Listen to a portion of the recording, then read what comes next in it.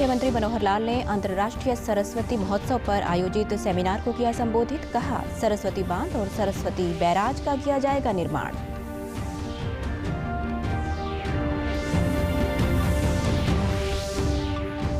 खेल मंत्री संदीप सिंह ने ओलंपिक्स में क्वालिफाई करने वाले खिलाड़ियों को दी शुभकामनाएं। कहा, ओलंपिक्स की तैयारी कर रहे खिलाड़ियों को अग्रिम राशि देगी प्रदेश सरकार।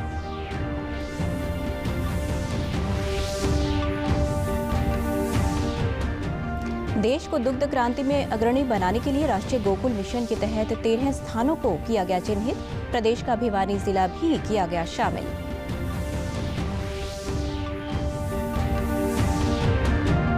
और केंद्रीय स्वास्थ्य मंत्री डॉक्टर हर्षवर्धन ने कहा, 50 साल से अधिक उम्र के लोगों को मार्च में वैक्सीन देने की संभावना। फिलहाल प्रदेश में स्वास्थ्य कर्मियों को दी जा रही है कोरोना वैक्सीन की दूसरी खुराक। नमस्कार, मैं सारिका शर्मा। अब समाचार विस्तार से। अंतर्राष्ट्रीय सरस्वती महोत्सव के अवसर पर आज कुरुक्षेत्र में एक सेमिनार का आयोजन किया गया, जिनमें कई वैज्ञानिक भी शामिल हुए। सेमिनार में केंद्रीय जल शक्ति मंत्री रतनलाल कटारिया मुख्य अतिथि के रूप में शामिल हुए। मुख्यमंत्री मनोहर लाल ने वीडियो कॉन्फ्रेंसिंग के माध्यम से सेमिनार को संबोधित किया। उन्होंने कहा कि हरियाणा सरकार द्वारा सरस्वती नदी के पुनरुद्धार के लिए परियोजना को मंजूरी दी गई है। इसमें आदि बद्री में सरस्वती बांध, सरस्वती बैराज और सरस्वती जलाशय का निर्माण किया जाएगा। मुख्यमंत्री ने कहा कि सरस्वती नदी के साथ सोम और घग्गर दोनों नदियों के परस्पर संपर्क का कार्य चल रहा है, जिसके परिणाम स्वरूप बाढ़ नियंत्रण, सिंचाई में सुधार व भूजल रिचार्जिंग का लाभ मिलेगा। जल स्तर का पुनर्भरण होगा, क्योंकि हरियाणा में बहुत सा अधिकांश क्षेत्र डार्क जोन में बदल गया है। हरियाणा नदी के साथ सोम और घग्गर दोनों नदियों के परस्पर संपर्क का कार्य भी चल रहा है, जिसके परिणाम स्वरूप बाढ़ नियंत्रण, सिंचाई में सुधार व भूजल रिचार्जिंग का लाभ मिलेगा। आदि बद्री से सिरसा तक, कुरुक्षेत्र, पेहवा, हिसार, राखीगढ़ी, फतेहाबाद और सिरसा में राष्ट्रीय स्तर के पर्यटन सर्किट का विकास इन क्षेत्रों में तीर्थाटन के नए अवसर पैदा करेगा, जिसके परिणाम स्वरूप रोजगार और व्यापार के नए अवसर पैदा होंगे। सरस्वती नदी के साथ रिवर फ्रंट डेवलपमेंट के मूलभूत सुविधाओं में सुधार होगा और क्षेत्र की सामाजिक आर्थिक स्थिति में भी सुधार होगा। केंद्रीय जल शक्ति मंत्री रतनलाल कटारिया ने कहा कि केंद्र और हरियाणा सरकार सरस्वती नदी को अंतर्राष्ट्रीय स्तर पर पहचान दिलाने का प्रयास कर रही है। उन्होंने कहा कि सरस्वती नदी के लिए बहुत जल्द ही एक बैराज का भी निर्माण किया जाएगा। हेरिटेज को इंटरनेशनल लेवल के ऊपर एक पहचान दिलाकर इसकी धारा को दोबारा से बहाना चाहते हैं, और उसके लिए आदरणीय मुख्यमंत्री जी ने जो सरस्वती हेरिटेज बोर्ड बनाया है, और मेरा मंत्रालय भी इस बारे में एक डैम बनाने के प्रोजेक्ट के ऊपर काम कर रहा है, एक बैराज बनाने के ऊपर काम कर रहा है। और जैसे जैसे ही हिमाचल प्रदेश से थोड़े से एनओसी मिलने हैं, वो मिल जाते हैं, तो उस प्रोजेक्ट के ऊपर हम आगे बढ़ेंगे। खेल एवं युवा मामले राज्य मंत्री संदीप सिंह ने कहा है कि टोक्यो में होने वाले ओलंपिक्स के लिए प्रदेश से अधिक खिलाड़ी क्वालिफाई करें। इसके लिए लगातार प्रयास किए जा रहे हैं और सरकार हर कदम पर खिलाड़ियों के साथ है। संदीप सिंह ने बताया कि ओलंपिक्स के लिए क्वालिफाई करने वाले खिलाड़ियों को तैयारी के लिए प्रदेश सरकार की तरफ से 5 लाख रुपए की राशि एडवांस दी जाएगी। इसके अलावा सरकार ओलंपिक्स की तैयारियों के लिए खिलाड़ियों को अन्य सुविधाएं भी उपलब्ध करवाएगी। संदीप सिंह ने कल ब्रिस्क वॉक रेस में ओलंपिक्स गेम्स के लिए क्वालिफाई करने वाले बहादुरगढ़ के राहुल और महेंद्रगढ़ जिले के संदीप कुमार से फोन पर बातचीत करके उन्हें शुभकामनाएं भी दी। उन्होंने कहा कि राहुल और संदीप ने ओलंपिक्स के लिए क्वालिफाई करके प्रदेश और देश के लिए बेहतरीन उपलब्धि हासिल की है। देश को दुग्ध क्रांति में अग्रणी स्थान पर लाने के लिए उद्देश्य से भारत सरकार द्वारा राष्ट्रीय गोकुल मिशन के तहत भिवानी के कटड़ा फार्म में 500 मुर्राह नस्ल व हरियाणा नस्ल के कटड़ों व बछड़ों को तैयार किया जा रहा है, जो उच्च गुणवत्ता व अधिक दुग्ध उत्पादन वाली नस्लों को आगे बढ़ाने का काम करेंगे। राष्ट्रीय गोकुल मिशन के तहत देश में 13 स्थानों पर अधिक दुग्ध उत्पादन क्षमता के सीमेन तैयार करने के लिए प्रयास किया जा रहा है, जिनमें भिवानी के कटड़ा फार्म को भी राष्ट्रीय गोकुल मिशन के तहत चुना गया है। हरियाणा दुग्ध उत्पादन में देश में प्रथम स्थान पर है, जहां देश में 204 ग्राम दुग्ध प्रति व्यक्ति उपलब्ध होता है। वहीं हरियाणा की दुग्ध उपलब्धता 704 ग्राम प्रति व्यक्ति है, जो हरियाणा को दूध दही के राज्य के रूप में चरितार्थ करती है। Project coordinator doctor OP Yadav व मैनेजिंग डायरेक्टर डॉक्टर कल्पना सिंह ने बताया कि 5 वर्ष में इस प्रोजेक्ट को पूरा कर लिया जाएगा, जिसके बाद तैयार हुए कॉफ को केंद्रीय पशुपालन मंत्रालय की कमेटी द्वारा चयन करके देश के दुग्ध उत्पादक राज्यों व जिलों तक भेजा जाएगा। अंडर एनडीपी फेज 1 उसके अंदर मुर्रा बफेलो का जर्मप्लाज्म इम्प्रूवमेंट के लिए प्रोजनी टेस्टिंग आई। जो प्रोजनी टेस्टिंग हमारे 7 डिस्ट्रिक्ट के अंदर स्टार्ट हुई, उन 7 डिस्ट्रिक्ट में भिवानी, चरखी दादरी, रोहतक, सोनीपत, हिसार, जींद, और साथ साथ में जो हरियाणा गाय के लिए प्रोजेक्ट गवर्नमेंट एनडीपी फेज 1 के अंदर पेडिग्री सिलेक्शन हरियाणा गाय के लिए लेकर आई, वो हमारे डिस्ट्रिक्ट थे 4, चरखी दादरी, भिवानी, रोहतक, झज्जर। HLDB द्वारा चलाए जा रहे हैं। Haryana livestock development board RGM के तहत चलाए जा रहे हैं और ये भिवानी में है। इसमें मुर्रा और हरियाणा का इन दोनों पे 2 डिफरेंट प्रोजेक्ट चल रहे हैं, PT and PS। Murrah PT programme है और इसके अंदर हम केवल bulls high quality, high genetic merit के बुल प्रोड्यूस करते हैं। ये प्रोजेक्ट 25 करोड़ अमाउंट का है और ए पीरियड ऑफ 5 ईयर्स, और इसमें एंटायर 100% फंडेड है गवर्नमेंट ऑफ इंडिया से, और थ्रू NDDB इसको इम्प्लीमेंट किया जा रहा है। और जो हमें जो टारगेट दिए गए हैं बुल प्रोडक्शन का, उसमें अबाउट कम से 500 बुल हम प्रोड्यूस करके देंगे भारत सरकार को, और भारत सरकार उनको फर्दर दूसरे सीमन बैंकों को through bull distribution committee distribute करेगी, जिससे ताकि आगे इनसे ही सीमन स्टॉक्स प्रोड्यूस किए जाएंगे। और स्वास्थ्य मंत्रालय द्वारा आयोजित प्रेस वार्ता के दौरान स्वास्थ्य मंत्री डॉक्टर हर्षवर्धन ने कहा कि कोरोना काल में हमने चुनौतियों को अवसर में तब्दील किया है। उन्होंने बताया कि देश में अब तक 80 से 85 लाख लोगों को कोरोना की वैक्सीन दी जा चुकी है। स्वास्थ्य मंत्री ने कहा कि 50 साल से अधिक उम्र के लोगों को मार्च में वैक्सीन देने की संभावना है। उन्होंने कहा कि भारत में दुनिया के मुकाबले मृत्यु दर सबसे कम रही है। 16 जनवरी को देश भर में शुरू हुए टीकाकरण के बाद 28 दिन के अंतराल के बाद अब स्वास्थ्य कर्मियों को वैक्सीन की दूसरी खुराक दी जा रही है। इसी कड़ी में पंचकुला में आज स्वास्थ्य कर्मियों ने वैक्सीन की दूसरी खुराक ली। हरियाणा स्वास्थ्य सेवाओं के महानिदेशक डॉक्टर सूरजभान कंबोज ने बताया कि 28 दिन के अंतराल में उन्हें किसी प्रकार की कोई परेशानी नहीं आई।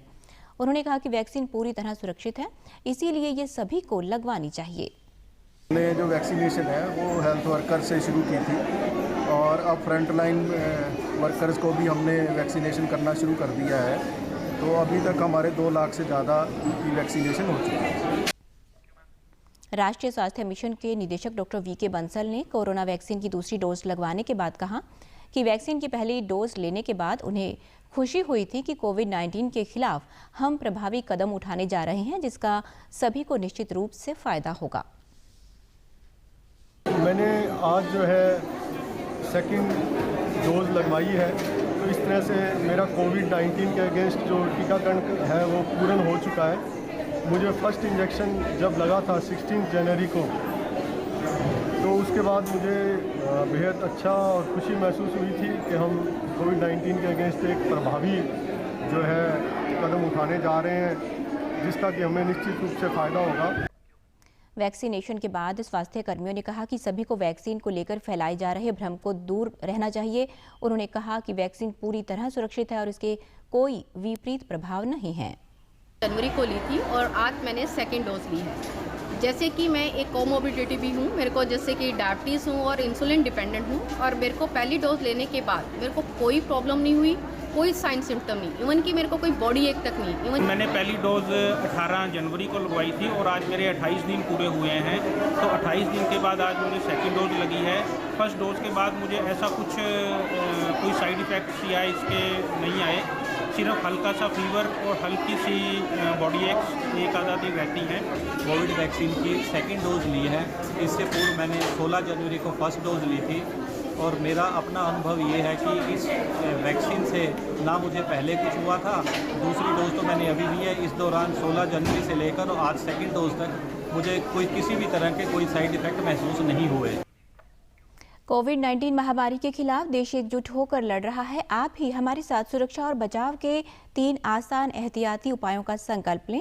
मास्क हमेशा सही ढंग से पहनें, 2 गज की दूरी बनाए रखें और हाथ बार-बार धोएं। बेटी बचाओ बेटी पढ़ाओ अभियान को जन जन का अभियान बनाने के उद्देश्य से नुक्कड़ नाटकों के माध्यम से गांव-गांव में बेटी बचाओ बेटी पढ़ाओ अभियान की अलख जगाई जा रही है। इसी कड़ी में सोमवार को सोनीपत के गन्नौर खंड में नुक्कड़ नाटकों का आयोजन किया गया, जिसके माध्यम से ग्रामीणों को बेटियों के संरक्षण के लिए प्रोत्साहित किया गया। सीडीपीओ प्रवीण मलिक ने बताया कि कार्यक्रम के दौरान बालिकाओं को गुड टच बैड टच की जानकारी दी गई। बेटियों को प्रोत्साहित किया गया कि वे किसी भी प्रकार का शोषण सहन ना करें।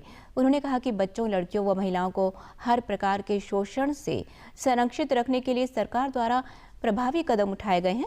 इसके अलावा नाटकों के माध्यम से महिलाओं को पौष्टिक आहार लेने के लिए प्रोत्साहित किया गया और गर्भवती महिलाओं की समय पर जांच व टीकाकरण के संदर्भ में विशेष रूप से जानकारी दी गई।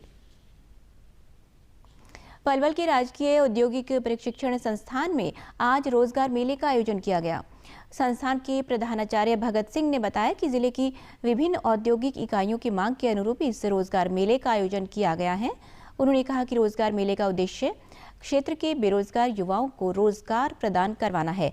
प्लेसमेंट सेल अधिकारी राजेंद्र सिंह ने बताया कि रोजगार मेले में जिले की करीब 7 कंपनियों ने भाग लिया है। भारत सरकार के आदेश अनुसार हमें महीने में एक जॉब फेयर का आयोजन इस संस्थान के माध्यम से किया जा रहा है। पिछले महीनों में भी कई बार इस संस्था के माध्यम से जॉब फेयर किए गए थे और आज हमने एक किन्नौर बीम्स प्राइवेट लिमिटेड जो कि बघौला में हमारी स्थित है, जो विदेश की एक कंपनी है, वो आ रही है। टेनिटी टच प्राइवेट लिमिटेड है, वो भी बाहर की कंपनी है, वो भी आ रही है। हमारे पास फ्लोवेल है, वो आ रही है जो कि मीत्रौल के अंदर स्थापित है। जेसी ऑटो है, वो आ रही है।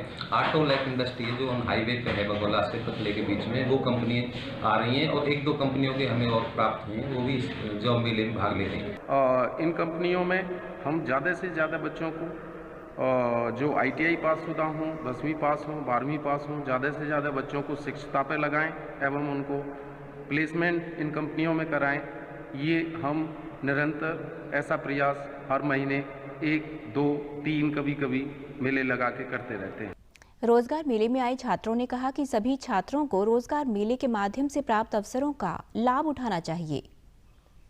मैं 2015 में वेल्डर ट्रेड से ITI किया हूँ और अभी जॉब सर्च कर रहा हूँ और मेरा यही अनुभव रहा है कि अभी तक जो भी इस तरह का समय समय पे मेले का आयोजन किया जाए ताकि जो भी बेरोज़गार लड़के हैं उनको रोज़गार का अवसर मिले और जो भी हम अपनी सर्विस कंपनियों में दे पाएँ वो बेहतर तरीके से उसको हम यूज़ करें। कंपनियाँ भी हमें रोज़गार का भी अवसर मिलेगा और कंपनियों को भी बेहतर सर्विस मिलेगा।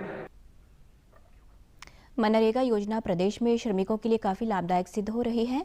नरवाना में योजना के तहत जिले की ग्राम पंचायतों में निर्माण कार्य और तालाब खुदाई का कार्य शुरू किया गया है, जिनमें 50 से 60 श्रमिकों को मनरेगा योजना के तहत काम मुहैया करवाया गया है। श्रमिकों ने कहा कि सरकार ने मनरेगा योजना के तहत काम देकर मजदूरों के लिए सराहनीय कदम उठाया है। उन्होंने बताया कि मजदूरी के पैसे सीधा उनके खाते में आ जाते हैं। 10 दिनों के काम कर देना, 309 रुपये वजना बढ़िया जी। अपना काम पा रहे हैं, काम कर रहे हैं, अपना बिना का काम कर लिया ठीक।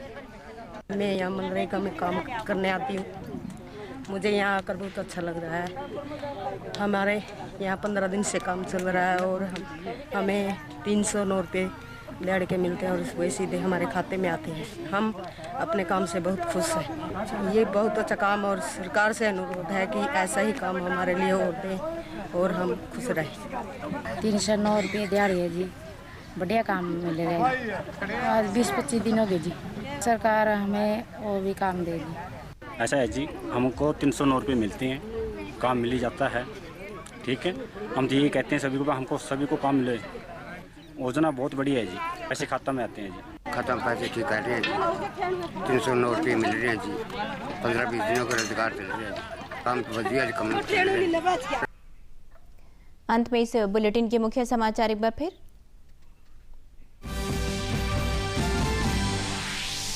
मुख्यमंत्री मनोहर लाल ने अंतर्राष्ट्रीय सरस्वती महोत्सव पर आयोजित सेमिनार को किया संबोधित।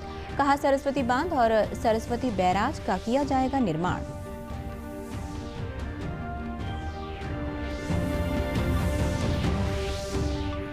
खेल मंत्री संदीप सिंह ने ओलंपिक्स में क्वालिफाई करने वाले खिलाड़ियों को दी शुभकामनाएं। कहा, ओलंपिक्स की तैयारी कर रहे खिलाड़ियों को अग्रिम राशि देगी प्रदेश सरकार।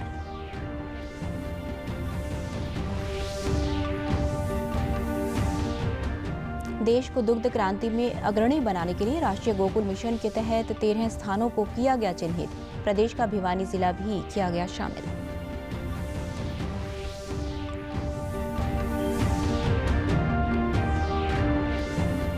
और केंद्रीय स्वास्थ्य मंत्री डॉक्टर हर्षवर्धन ने कहा, 50 साल से अधिक उम्र के लोगों को मार्च में वैक्सीन देने की संभावना। फिलहाल प्रदेश में स्वास्थ्य कर्मियों को दी जा रही है कोरोना वैक्सीन की दूसरी खुराक। समाचारों में आज इतना ही। नमस्कार।